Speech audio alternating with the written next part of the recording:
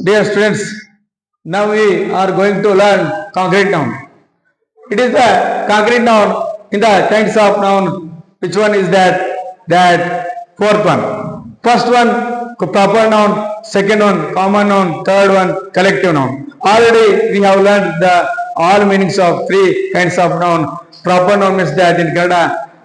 Ankita nama. Common noun means that in Kannada. Ruda nama.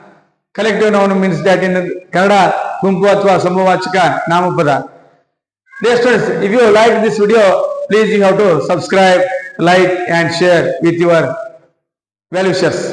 ಪ್ರೀತಿ ವಿದ್ಯಾರ್ಥಿಗಳೇ, ಹಿಂದಿನ ವಿಡಿಯೋದಾಗ ನಾವು ಮೂರು ಕೈಂಡ್ಸ್ ಆಫ್ ನೌನ್ಗಳನ್ನ ಕಲ್ತೀವಿ. ಅಂದ್ರೆ ಪ್ರಾಪರ್ ನೌನ್ ಕಲ್ತೀವಿ, ಕಾಮನ್ ನೌನ್ ಕಲ್ತೀವಿ, ಥರ್ಡ್ ಒನ್ ಕಲೆಕ್ಟಿವ್ ನೌನ್ ಕಲ್ತೀವಿ. ಅಂದ್ರೆ it is the fourth noun in the kinds of noun, concrete noun. Concrete noun ಅಂದ್ರೆ ವಿದ್ಯಾರ್ಥಿಗಳೇ ಏನಪ್ಪಾ ಅಂದ್ರೆ ಮೂರ್ತ ರೂಪ ನಾಮಪದ ಅಥವಾ ವಾಸ್ತವ ರೂಪ ನಾಮಪದವೆಂದು ಕರೆಯುತ್ತೇವೆ. ವಿದ್ಯಾರ್ಥಿಗಳು, ಈ ವಿಡಿಯೋ ನಿಮ್ಗೆ ಇಷ್ಟವಾದಲ್ಲಿ ಪ್ಲೀಸ್ ನಿಮ್ಮ ಹಿತೈಷಿಗಳಿಗೆ, ಯುವರ್ ವೆಲ್ ವಿಶರ್ಸ್, ನಿಮ್ಮ ಫ್ರೆಂಡ್ಸ್ಗಳಿಗೆ, ನಿಮ್ಮ ಸಂಬಂಧಿಕರಿಗೆ, ನಿಮ್ಮ ಬೇರೆ ಬೇರೆ ಪರಿಚಯ ಇದ್ದವರಿಗೆ ಮಾಡಿರಪ್ಪ ಅಂದ್ರೆ ಈ ವಿಡಿಯೋಗಳನ್ನ ಶೇರ್ ಮಾಡ್ರಿ. ಮತ್ತು ಹಾಗೆಯೇ ಬೆಲ್ ಐಕಾನ್ ಯೂಸ್ ಮಾಡಿ ಕೆಲಸ ಸಬ್ಸ್ಕ್ರೈಬ್ ಮಾಡ್ರಿ, ಲೈಕ್ ಮಾಡ್ರಿ, ಶೇರ್ ಮಾಡ್ರಿ ಅಂತ ಹೇಳುತ್ತಾ ವಿದ್ಯಾರ್ಥಿಗೆ ನಾವೀಗ ಕಲಿಯಲಿಕ್ಕೆ ಹೊಂದಿರೋದಪ್ಪ ಅಂದ್ರೆ ಕೈಂಡ್ಸ್ ಆಫ್ ನೌನ್ ಒಳಗೆ 4ನೇದು ಯಾವ್ದಪ್ಪ ಅಂದ್ರೆ ಕಾಂಕ್ರೀಟ್ ನೌನ್. ಹಂಗಾರೆ ಕಾಂಕ್ರೀಟ್ ನೌನ್ ಅಂತ ಅಂದ್ರೆ ವಿದ್ಯಾರ್ಥಿಗಳೇ ವಾಸ್ತವ ರೂಪ ನಾಮಪದ ಅಥವಾ ಮೂರ್ತ ನಾಮಪದವೆಂದು ಕರೆಯುತ್ತೇವೆ. ಅಂದ್ರೆ ಕಾಂಕ್ರೀಟ್ ನೌನ್ ಅಂತಂದ್ರೆ ವಿದ್ಯಾರ್ಥಿಗಳು concrete noun could be pursued physically with our 5 senses of touch, taste, sight, smell and hear of person, place or thing is called as concrete noun.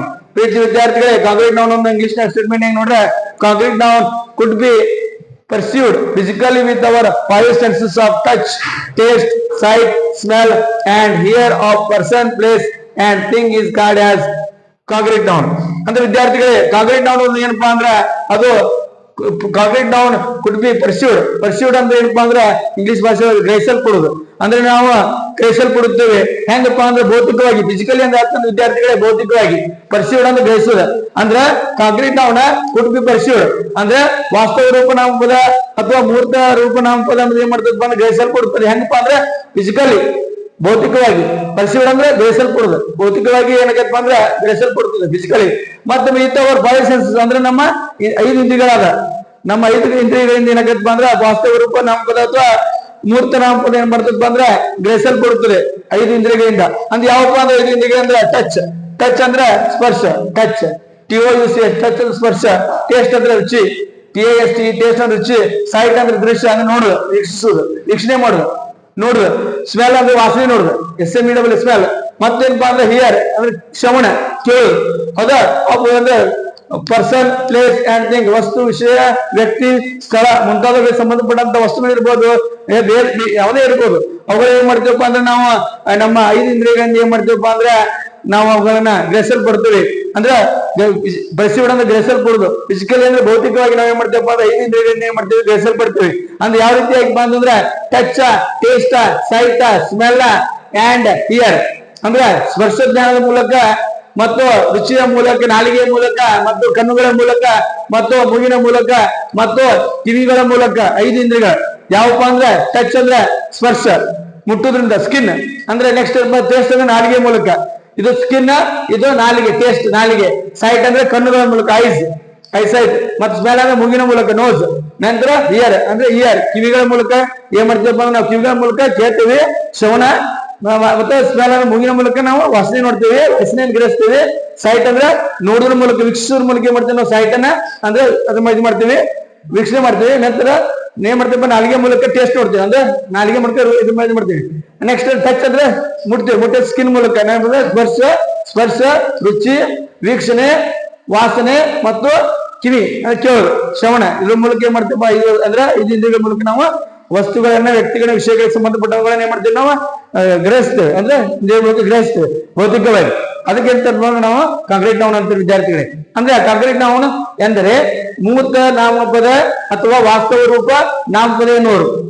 ಅಂದ್ರೆ ವಿದ್ಯಾರ್ಥಿಗಳೇ ನಾವು 5 ಇಂದ್ರಿಯಗಳಾದ ಸ್ಪರ್ಶ, ಟಚ್, ರುಚಿ, ಟೇಸ್ಟ್, ವಾಸನೆ, ಸ್ಮೆಲ್, ವೀಕ್ಷಣೆ, site ಮತ್ತು ಶ್ರವಣ, ಹಿಯರ್ ಇವುಗಳಿಂದ ಗ್ರಹಿಸಬಹುದಾದಂತ ವಸ್ತು ವ್ಯಕ್ತಿ ಮತ್ತು ವಿಷಯಗಳಿಗೆ ಸಂಬಂಧಿಸಿದವುಗಳನ್ನ ಮೂರ್ತ ರೂಪ ನಾಮಪದ ಅಥವಾ ವಾಸ್ತವ ರೂಪ ನಾಮಪದವೆಂದು ನಾವು ಕರಿತೀವಿ. ಅಂದ್ರೆ ಅರ್ಥ ಇಲ್ಲಿ ವಿದ್ಯಾರ್ಥಿಗಳು ತಿಳ್ಕೊ 5 ಇಂದ್ರಿಯಗಳಾದ. ಹೌದಾ? 5 ಇಂದ್ರಿಯಗಳಂದ್ರೆ ಸ್ಪರ್ಶ ಅಂದ್ರೆ ಟಚ್, ರುಚಿ ಅಂದ್ರೆ ಟೇಸ್ಟ್, ವಾಸನೆ ಸ್ಮೆಲ್, ವೀಕ್ಷಣೆ ಸೈಟ್, ಮತ್ತೆ ಶ್ರವಣ ಅಂದ್ರೆ ಹಿಯರ್. ಇದೇನಪ್ಪ ಸ್ಪರ್ಶ ಸ್ಕಿನ್. ಹೌದಾ? ರುಚಿ ಅಂದ್ರೆ ನಾಲಿಗೆ, ಟಂಗ್ ನಾಲಿಗೆ ಮೂಲಕ, ಸ್ಕಿನ್ ಅಂದ್ರೆ ಸ್ಪರ್ಶ ಜ್ಞಾನದ ಮೂಲಕ, ನಾಲಿಗೆ ಮೂಲಕ ಟಂಗ್ ರುಚಿ, ಮತ್ತು ನಾಲಿಗೆ ಮೂಲಕ ರುಚಿ ನೋಡ್ತೇವೆ ನಾವು. ಅದ ಮುಟ್ಟಿಗೆ ಸ್ಪರ್ಶ ಜ್ಞಾನ ಸ್ಕಿನ್ ಅನ್ನು ಮುಟ್ಟಿಗೆ ಸ್ಪರ್ಶವನ್ನು ಮಾಡ್ತೀವಿ. ಮತ್ತು ವಾಸನೆ ಸ್ಮೆಲ್ ನೋಜ್ ಮೂಲಕ, ಮೂಗಿನ ಮೂಲಕ. ನಂತರ ವೀಕ್ಷಣೆ ಅಂದ್ರೆ ಐಸ್, ಕಣ್ಣುಗಳ ಮೂಲಕ ಏನ್ ಮಾಡ್ತೀವಿ ನಾವು ವೀಕ್ಷಣೆ ಮಾಡ್ತೀವಿ. ಮತ್ತೆ ಇಯರ್, ಕಿವಿಗಳ ಮೂಲಕ ಶ್ರವಣ ಮಾಡ್ತೀವಿ. ಈ 5 ಇಂದ್ರಿಯಗಳನ್ನ ಏನ್ ಮಾಡ್ತೀವಿ ನಾವು ಭೌತಿಕವಾಗಿ ಏನ್ ಮಾಡ್ತೀವಿ ವಿಷಯಗಳನ್ನ ನಾವು ಗ್ರಹಿಸ್ತೇವೆ. ಅದಕ್ಕೆ ಏನ್ ಕರಿತಪ್ಪ ಅಂದ್ರೆ ನಾವು ಕಾಂಕ್ರೀಟ್ ನೌನ್ ಅಂತೇವೆ.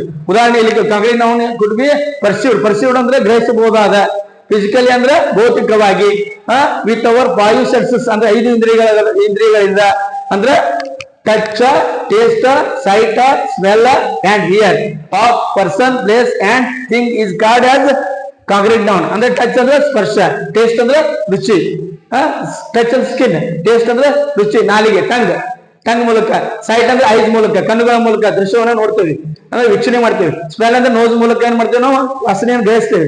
ಮತ್ತೆ ಏನ್ ಮಾಡ್ತೀವಿ ಹಿಯರ್ ಅಂದ್ರೆ ಕಿವಿಗಳ ಮೂಲಕ ನಾವು ಕೇಳ್ತೇವೆ, ಶ್ರವಣ ಶಕ್ತಿ, ಶ್ರವಣಗಳ ಮೂಲಕ ಇಯರ್ ಮೂಲಕ, ಕಿವಿಗಳ ಮೂಲಕ ಇಯರ್ ಏನ್ ಮಾಡ್ತೀವಿ ಹಿಯರ್ ಮಾಡ್ತೀವಿ. ಅದಕ್ಕೇನಪ್ಪ ಅಂದ್ರೆ ವಾಸ್ತವ ಕಾಂಕ್ರೀಟ್ ನಾಮಪದ ಮತ್ತು ವಾಸ್ತವ ರೂಪ ನಾಮಪದ ಅಂತ ಕರಿತೇವೆ. ವಿದ್ಯಾರ್ಥಿಗಳಿಗೆ ನೋಡ್ರಿ, ಟಚ್ ಸ್ಟೋನ್, ಟಚ್ ಅಲ್ಲಿ ಮುಡ್ತೇವೆ, ಸ್ಟೋನ್ ಮುಡ್ತೇವೆ ನಾವು, ವುಡ್ ಕಟ್ಟಿಗೆ ಮುಡ್ತೇವೆ, ಪ್ಲಾಸ್ಟಿಕ್ ಮುಡ್ತೇವೆ, ಐರನ್ ಕಬ್ಬಿಣ ಲೋಹ ಮುಡ್ತೇವೆ. ಹಿಯರ್ ಅಂತ ಕೇಳೋದು. ಹೌದಾ? ಟಚ್ ಅಂದ್ರೆ ಸ್ಕಿನ್ ಮೂಲಕ ಮುಟ್ಟುದ ಸ್ಪರ್ಶ ಜ್ಞಾನ. ಟಚ್ ಅಂದ್ರೆ ಅಂದ್ರೆ ಸ್ಪರ್ಶ ಜ್ಞಾನ, ಟಚ್ ಅಂದ್ರೆ ಸ್ಪರ್ಶ ಜ್ಞಾನ. ಹೌದಾ? ಈ ರೀತಿಯಾಗಿ. ಮತ್ತೆ ಹಿಯರ್ ಅಂದ್ರೆ ಏನಪ್ಪ ಕೇಳೋದು ಅಂದ್ರೆ ಮ್ಯೂಸಿಕ್ ಕೇಳ್ತೇವೆ. ಹೌದಾ? ವಿಸ್ಪರ್ ಅಂದ್ರ ಮೆಲುಧ್ವನಿಯನ್ನ ಕೇಳ್ತೇವೆ ನಾವು. ಮತ್ತೆ ಸೈರನ್ ಅಂದ್ರ ಇದ್ರ ಅಂದ್ರ ಈಗ ಯಾವ್ದೇ ಒಂದು ಚಿರಾಟವನ್ನು ಧ್ವನಿ ಅಂದ್ರೆ ಯಾವ್ದೋ ಒಂದು ಧ್ವನಿಯನ್ನ ಕೇಳ್ತೇವೆ ನಾವು. ಸೈರನ್ ಅಂದ್ರೆ ಸೈರನ್ ಮತ್ತೆ ವಿಶಲ್ ಅದು ಶಿಲೆ ಮೂಲಕ ಮತ್ತೆ ಸಾಂಗ್ ಹಾಡುಗಳನ್ನ ಮಾಡ್ತೇವೆ ನಾವು ಕೇಳ್ತೇವೆ. ನಂತರ ಸೈಟ್ ಐಸ್ ಮೂಲಕ ನೋಡ್ತೇವೆ ನಾವು. ಅಂದ್ರೆ ಡಿಸೈನ್ ಇರ್ಬೋದು, ಅಲಂಕಾರ ಇರ್ಬೋದು, ರಂಗೋಲಿ ಇರ್ಬೋದು. ಹೌದಾ? ಪೇಂಟಿಂಗ್ ಅಂದ್ರೆ ಬಣ್ಣವನ್ನು ಕೊಟ್ಟಿದ್ದಿರ್ಬೋದು, ಮತ್ತೆ ಚಿತ್ರಗಳಿರ್ಬೋದು. ಸ್ಮೆಲ್ ಅಂದ್ರೆ ಇರ್ತಿರ್ಬೋದು ಅಂದ್ರೆ ಮೂಗಿನ ಮೂಲಕ ನಾವು ಮಾಡ್ತೇವೆ ನೋಡ್ತೇವೆ. ಪರ್ಫ್ಯೂಮ್ ಅಂದ್ರೆ ಸುವಾಸನೆ. ಸ್ಮೋಕ್ ಅಂದ್ರೆ ಈಗ ಬೇರೆ ಅಂತ ವಾಸನೆಯನ್ನು, ಸ್ಮೋಕ್ ಅಂದ್ರೆ ಹೊಗೆಯನ್ನ. ಮತ್ತೆ ಫ್ರಾಗ್ರೆನ್ಸ್ ಅಂದ್ರೆ ಅದು ಸುಮಧುರವಾದಂತ ಸುವಾಸನೆಯನ್ನ. ಮತ್ತೆ ಟೇಸ್ಟ್ ರುಚಿ ನೋಡ್ತೇವೆ. ಆಪಲ್ ಜ್ಯೂಸ್ ಇರ್ಬೋದು, ಶುಗರ್ ಇರ್ಬೋದು, ಚಾಕ್ಲೇಟ್ ಇರ್ಬೋದು, ಬೇರೆ ರುಚಿಗಳನ್ನ ನಾವು ಮಾಡ್ತೇವೆ ನೋಡ್ತೇವೆ. ಅಂದ್ರೆ ಟಚ್ ಅಂದ್ರೆ ಸ್ಪರ್ಶ ಜ್ಞಾನ ಮೂಲಕ, ಮತ್ತು ಕೇಳೋದ್ರ ಮೂಲಕ, ಇಯರ್ ಮೂಲಕ ಏರ್ ಮಾಡ್ತೇವೆ, ಕಿವಿಗಳ ಮೂಲಕ ಕೇಳ್ತೇವೆ, ಸೈಟ್ ಅಂದ್ರೆ ಕಣ್ಣುಗಳ ಮೂಲಕ ನೋಡ್ತೇವೆ.